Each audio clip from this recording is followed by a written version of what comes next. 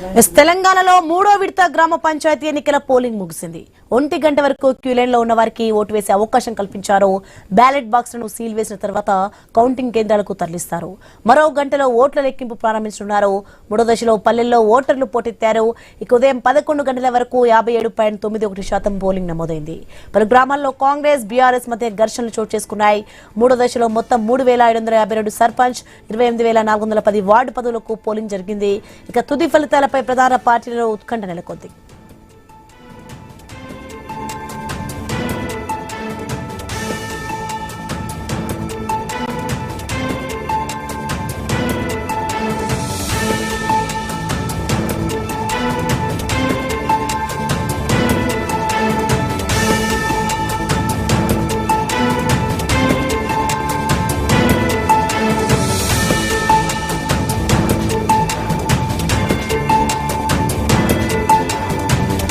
రైట్కి అంశానికి సంబంధించి మనకు మెదక్ నుంచి క్రాంతి లైవ్ లో సిద్ధంగా ఉన్నారు. క్రాంతి, మొత్తానికి తెలంగాణలో మూడో విడత గ్రామ పంచాయతీ ఎన్నికల పోలింగ్ అయితే ముగిసింది. ప్రస్తుతం అక్కడ పరిస్థితి ఎలా ఉంది, ఏంటి? మనం ఉమ్మడి మెదక్ జిల్లా వ్యాప్తంగా చూసినట్లయితే ప్రశాంత వాతావరణంలో పోలింగ్ ప్రక్రియ ముగుతుంది. దాదాపు ఈ రోజు మూడో విడతలో భాగంగా ఉమ్మడి మెదక్ జిల్లాలో 518 గ్రామ పంచాయతీలో ఎన్నికలు జరిగాయి. అయితే ఎక్కడ కూడా ఎలాంటి అవాంఛనీయ సంఘటనలు జరగలేదు. నిన్న పోలింగ్ ప్రక్రియ నిన్న సాయంత్రం అక్కడక్కడ కొన్ని చెదురుమదురు ఘటనలు జరిగిన పోలీసులు అంతా అప్రమత్తం అక్కడ పరిస్థితిని అందుబాటులో తీసుకొచ్చారు. పరిస్థితి మొత్తం అనుకూలంగా మార్చారు.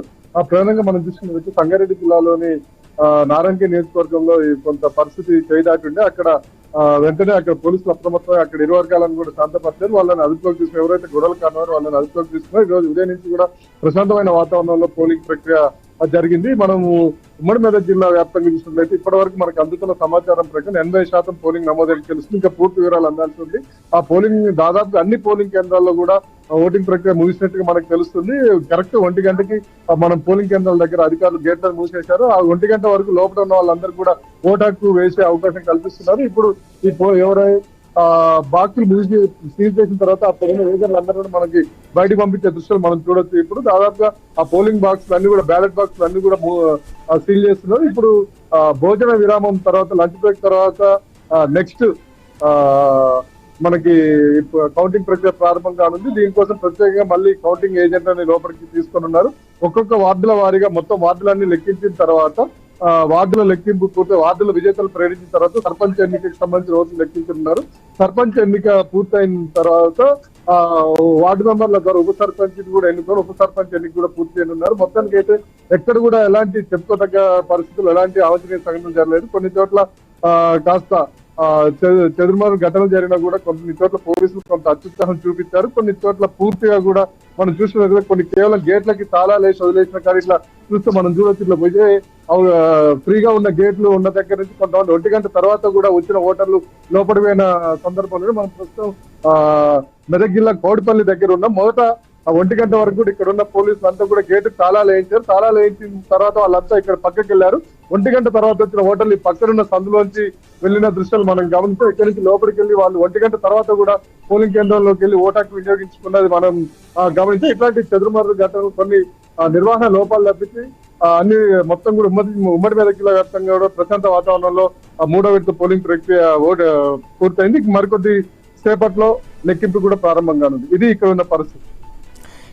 క్రాంతి, అలాగే చూసుకుంటే కౌంటింగ్ సమయంలో ఏమైనా వివాదాలు తలెత్తే అవకాశం ఉందా? అక్కడ ప్రెజెంట్ సిచ్యువేషన్ ఎలా ఉంది, ఏంటి? మొదటి 2 విడతల్లో చూసినట్లయితే ఎక్కడ కూడా కౌంటింగ్ దగ్గర చిన్న చెదురుమదురు ఘటనలు తప్పించి పెద్దగా ఎలాంటి అవాంఛనీయ సంఘటనలు చోటు చేసుకోలేదు. ఇప్పుడు కూడా మూడో విడతలు కూడా ఆ పరిస్థితి అవాంఛనీయ సంఘటనలు జరిగే అవకాశం అయితే లేదు. దీనికి తగ్గట్టుగా పోలీసులు కూడా ముందస్తుగానే అప్రమత్తమైనారు. కట్టుదిట్టమైన చర్యలు చేపడుతున్నారు. ఎవరైతే ఇట్లా ఎక్కడైనా అవాంఛనీయ సంఘటనలు గొడవలకి కారణం అవుతారని ఉన్నారో వాళ్ళ మీద ప్రత్యేకంగా నిఘా పెట్టారు. పోలీసులు యూనిఫామ్ లో ఉన్న వాళ్ళే కాకుండా మఫ్టీలో కూడా ఐబీ పోలీసులు కూడా ఉండి ఆ పరిస్థితులు మొత్తం పరిశీలిస్తున్నారు. ఎక్కడికక్కడ ఏదైనా పరిస్థితి చేయదాడుతుందంటే వాళ్ళ ఫోర్స్ రంగంలో దిగుతున్నారు. అక్కడ ప్రతి పోలింగ్ కేంద్రం దగ్గర ఉన్న అదనపు ఫోర్సే కాకుండా ఫ్లయింగ్ స్క్వాడ్ లా పెట్టుకున్నారు. అదనపు బలగాలను కూడా పెట్టుకున్నారు. ఎక్కడ ఎలాంటి ఏమైనా గొడవలు చేస్తే ఇమీడియట్ గా అక్కడికి చేరుతున్న పరిస్థితిని అదుపులోకి తీసుకొచ్చే ప్రయత్నాలు చేస్తారు. Right, thanks for information Kranti.